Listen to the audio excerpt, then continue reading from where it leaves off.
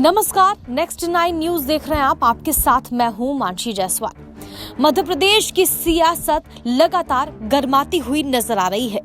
Jyotiraditya Scindia Congress party पर हमलावर हो रहे हैं। राहुल गांधी पर इस बार उन्होंने जमकर निशाना साधा है। राहुल गांधी पर बोलते हुए उन्होंने कहा है कि कांग्रेस पार्टी भारत के लोकतंत्र को खतरे में डाल रही है। राहुल गांधी के साथ ज्योतिरादित्य सिंधिया की दोस्ती अक्सर चर्चाओं में रही है। ऐसे में ज्योतिरादित्य सिंधिया का यह बयान काफी चर्चा का विषय बना हुआ है।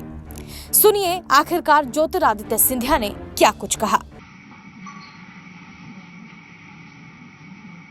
पहले तो आप सब लोगों को मैं धन्यवाद अर्पित करना चाहता हूं कि आप लोगों ने अपना अमूल समय निकालकर आज उपस्थित हुए हैं। आज का विषय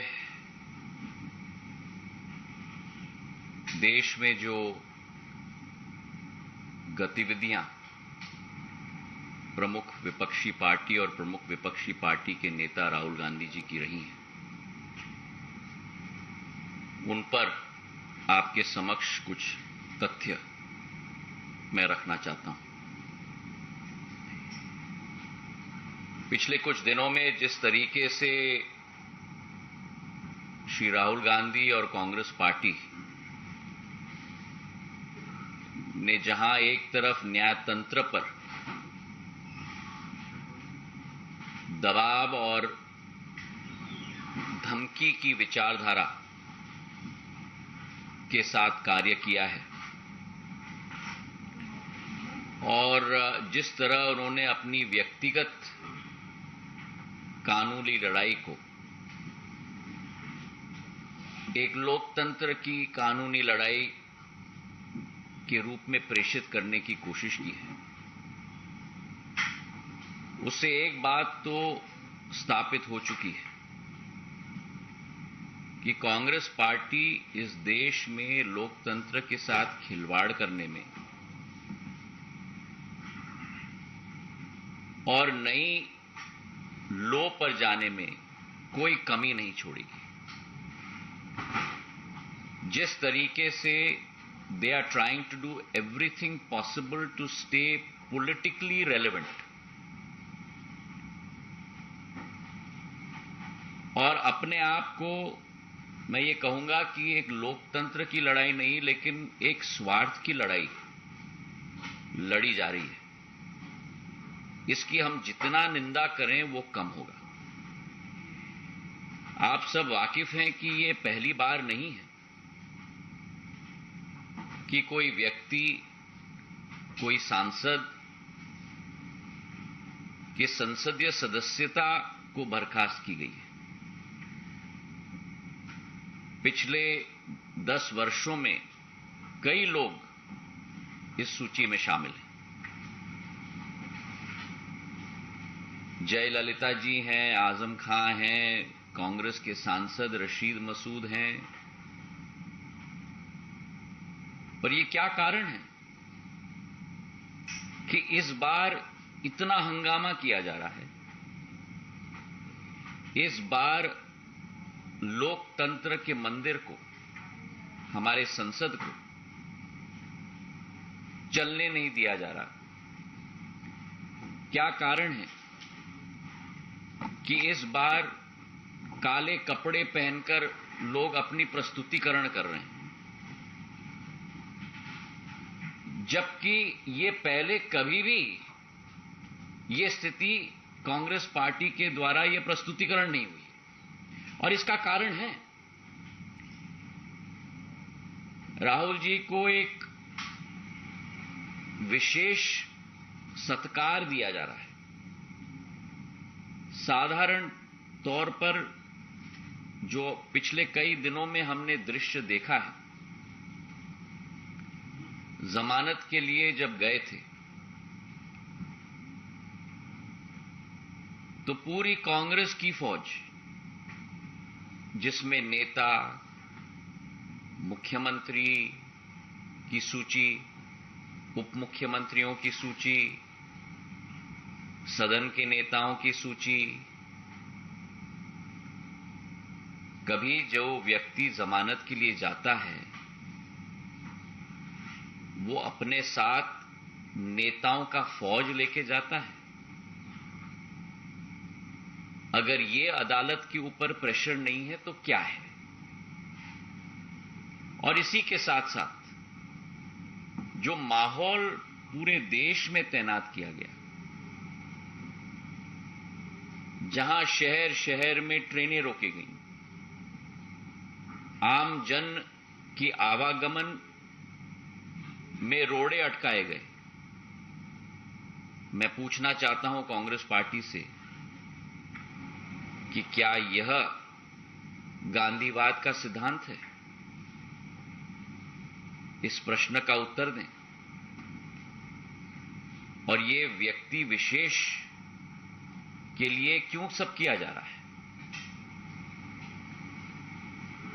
और इसलिए जो पूर्व में भी स्थिति उत्पन्न हुई,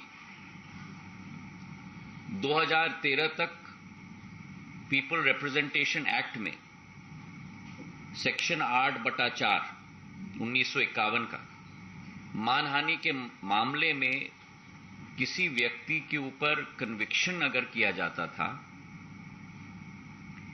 तो 3 महीने की मोहलत दी जाती थी कि वो व्यक्ति अपील में जा पाए। लेकिन 2013 का सुप्रीम कोर्ट का जो आदेश रहा lily Thomas versus union of India के केस में, कि कोई भी व्यक्ति जिसके विरुद्ध सुप्रीम कोर्ट का एक कन्विक्शन का आदेश हो, तत्काल उस व्यक्ति की संसद की सदस्यता बर्खास्त की जाए। इस वर्डिक्ट के बाद जब कांग्रेस पार्टी की ही शासन केंद्र में थी और तत्कालीन न्याय मंत्री कपिल सिब्बल जी ने प्रधानमंत्री जी के उस तत्कालीन प्रधानमंत्री जी मनमोहन सिंह जी के आदेश के आधार पर अध्यादेश निकाला था, उसी अध्यादेश की जब प्रस्तुतिकरण की जा रही थी तब उसी समय राहुल गांधी जी ने कहा था कि इस अध्यादेश को फाड़ के कचरे के टोकरी में फेंक देना चाहिए। तो फिर आज मैं पूछना चाहता हूं, ये हिपोक्रेसी क्यों है? इसका जवाब कांग्रेस पार्टी को देना होगा। और इसी के साथ जो अत्यंत आश्चर्यजनक वाक्य रहा राहुल गांधी जी के द्वारा कि मैं गांधी हूं और गांधी कभी माफी नहीं मांगते, और इसी के साथ साथ जो कांग्रेस की विचारधारा और कांग्रेस की नीति सदैव रही है कि जहां पार्टी के वरिष्ठ नेता, संसद के उपनेता ने संसद में कहा कि गांधी परिवार के लिए न्यायालय में अलग नियम होने चाहिए, ये इस बात का प्रमाण है कि कांग्रेस पार्टी के लिए कुछ लोग फर्स्ट क्लास सिटीजन्स हैं और आप और हम सारे के सारे थर्ड क्लास सिटीजन्स हैं। जो अत्यंत दुखद विषय है कि देश के पार्टी के विपक्ष के पार्टी के नेता एक समुदाय के विरुद्ध ऐसे टिप्पणी करें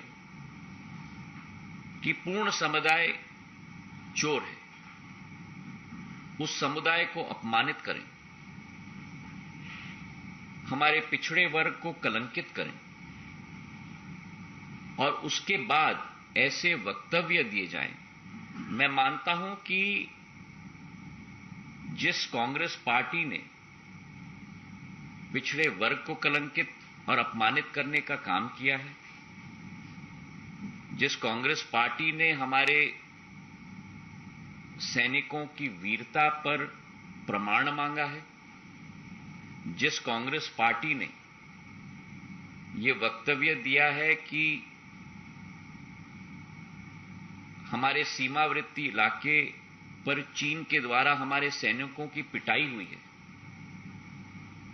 ऐसी कांग्रेस पार्टी की कोई विचारधारा नहीं बची है। ऐसी कांग्रेस पार्टी की केवल एक विचारधारा बची है और वो विचारधारा है एक देशद्रोही की विचारधारा और देश के विरुद्ध कार्य करने की विचारधारा। बहुत बहुत धन्यवाद।